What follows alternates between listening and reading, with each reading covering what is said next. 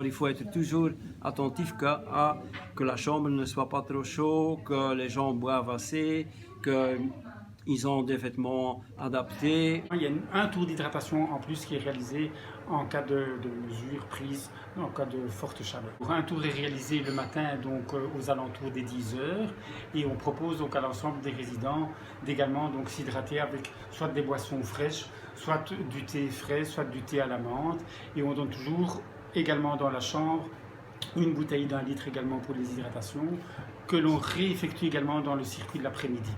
Donc c'est ça qui est très important. La déshydratation est quelque chose qui est très néfaste pour la personne âgée, de la même manière que chez les enfants. Qu'est-ce qui se passe quand la personne est déshydratée? Elle s'endort.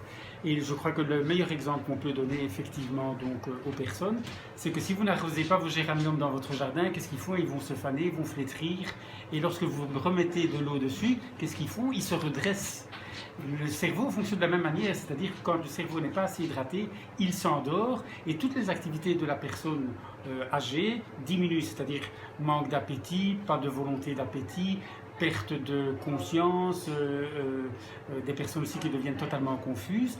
Dès que vous avez une hydratation correcte, eh bien, les personnes effectivement sont beaucoup plus actives, ont des capacités de mieux s'alimenter. Pour cette semaine-ci, du fait qu'il va faire très chaud, le menu est adapté. Au lieu de donner beaucoup de choses chaudes, il y aura 2 ou 3 fois cette semaine-ci des plats froids, quoi. Une des activités qui était prévue, c'était visiter la foire du midi. Alors on n'y va pas parce qu'il fait trop chaud. On va faire une activité à l'intérieur. Attention, mais en principe, c'est une attitude qu'il faut avoir tout le temps.